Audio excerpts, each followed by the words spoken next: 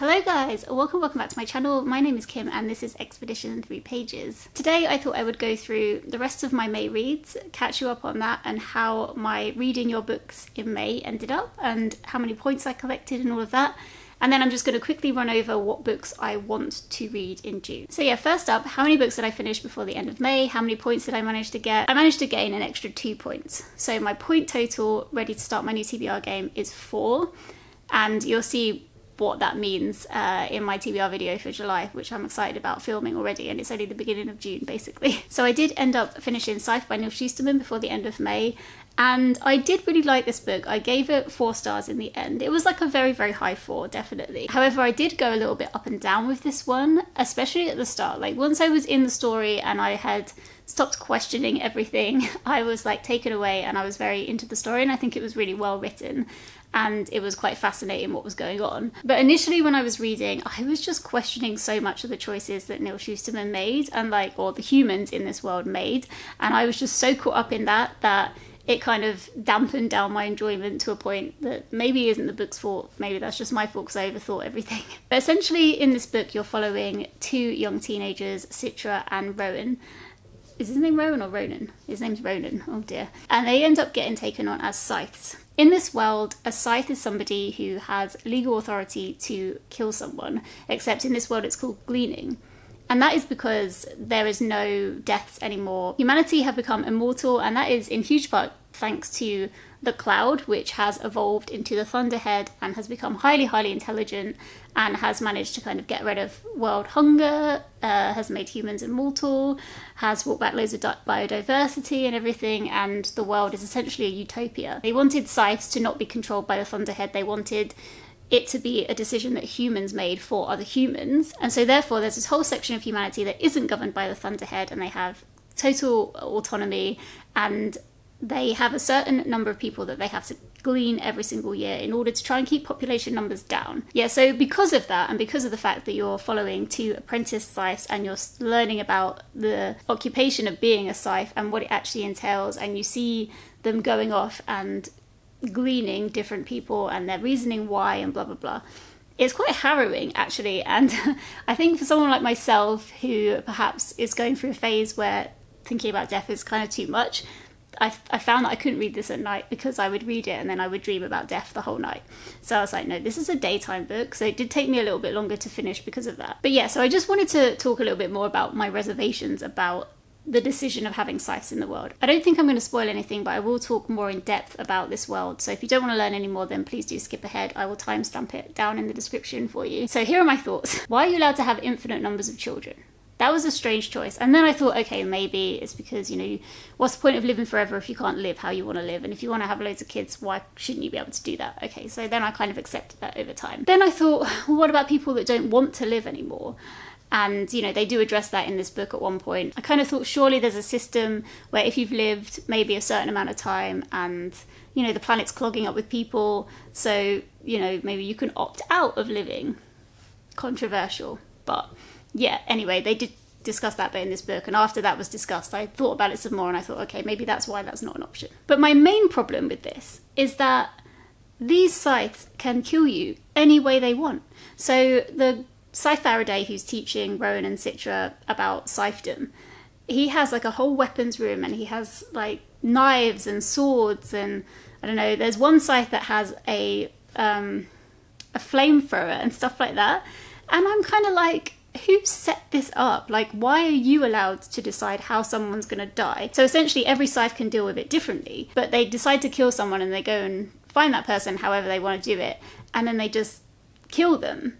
But there's no like prep, there's no like, oh, you can't, spend some time with your family because you're going to be gleaned. There's no like nice euthanasia where you just get a pill and then you go and you have nice dreams and then you're gone. No, it's like the scythe can do whatever they want. So they can literally just go and like cut someone's head off if they want, no warning, whatever. And I was just like, who set this up? That is insane. I don't understand why anybody would do that. It's completely beyond me. If you've read this book and you have any insights into why anyone would make that decision, please do tell me down below, because I have no idea why any committee setting anything up would decide that that was going to be a good idea. Other than this like romantic idea of, not wanting to lose the different ways in which humanity died in the past, but that just doesn't add up to me. It doesn't make any sense. And the other thing I thought about was, okay, so the Scythe can decide how somebody dies, but why can't that person have a say in how they die? Like, if you're on a register and however the Scythe is going to choose you to die, why then can't you have like, well, these are my ways that I might want to go, you know. Some people might want a crazy death, some people might want to be pushed off a building, some people might just want to be in bed and have a pill and be killed in their sleep and not know anything about it, you know. Overthought everything.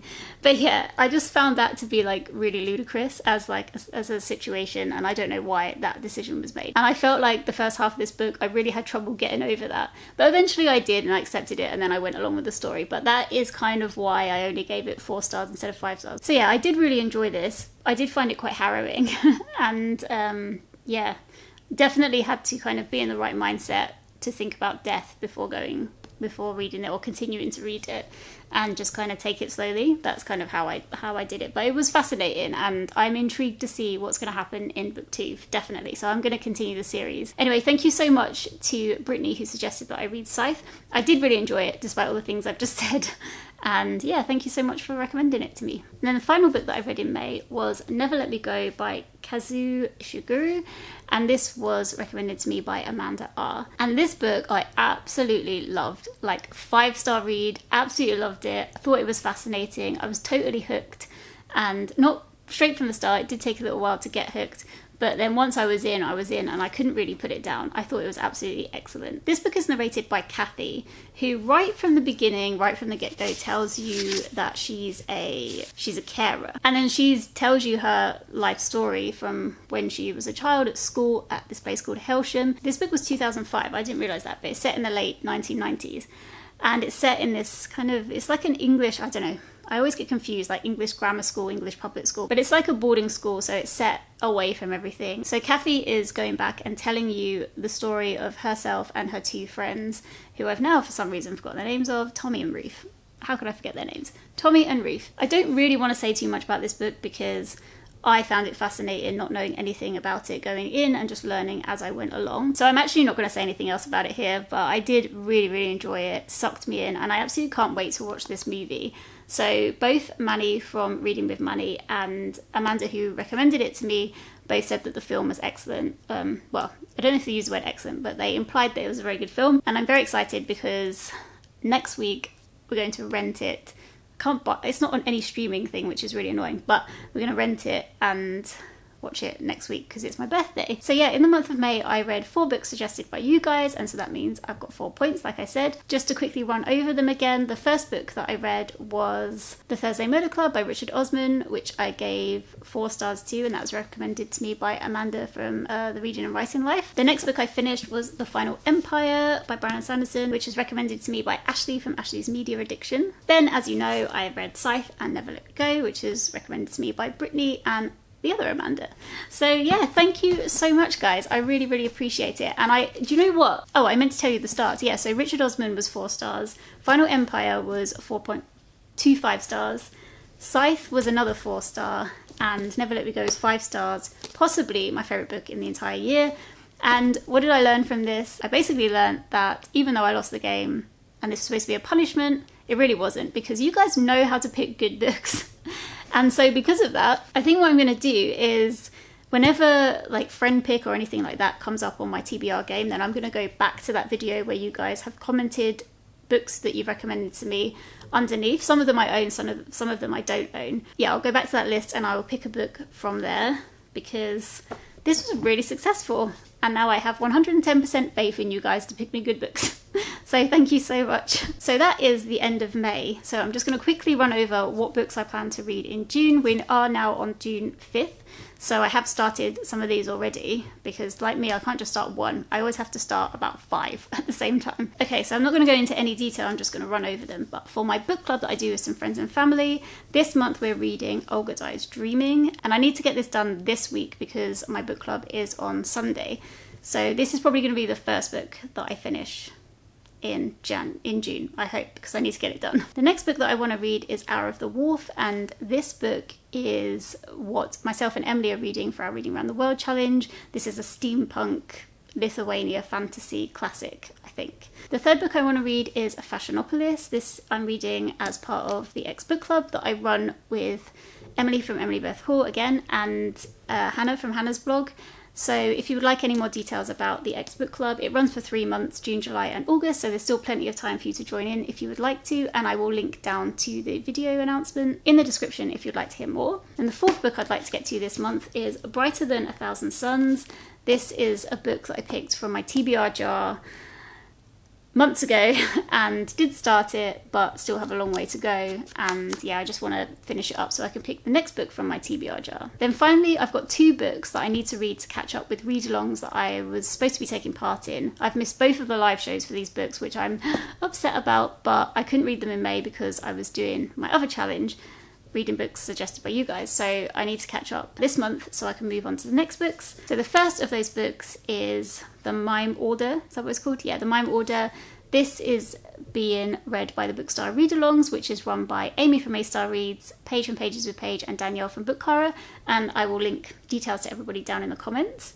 Not in the comments, in the description. And the second book that I want to get to, and the last book on this TBR, is Before They Are Hanged, and this one I'm reading for the Catch Up Book Club, which is run by Becca from Becca and the Books and a whole bunch of her friends. Yeah, so I need to get to this one as well. This is quite large. I do have the audiobook though as well, which is good. So yeah, those are the 6 books I'm trying to get to in June. I'm just trying to catch up a little bit on myself and get back on track before starting my TBR game in July. So I'm excited to get going with June and read all these things. I'd love to know if you have read any of these books, like books I have read for the last week, and then books that I want to read in June. I'd love to know your thoughts on them. I will say I'm really nervous about this one because I watched one of Ashleigh from Frolic Through Fiction's videos. She's part of the group that hosts the live shows for this read along, and she said that she gave this, like, it was like 1 or 2 stars. It was really low. She said it was really boring and just nothing happened. So I'm really nervous about this because I don't want to think that. I have no idea what anyone else thought because I didn't watch that live show, but I am kind of looking forward to finding out if I have different thoughts. But then I'm also really nervous that is what I'm going to think and I'm going to hate it. But anyway, we'll just have to see what happens. Anyway, yeah, so I hope everyone is doing well and you're having a nice week, and I will see you in the next one. Take care, everyone. Bye.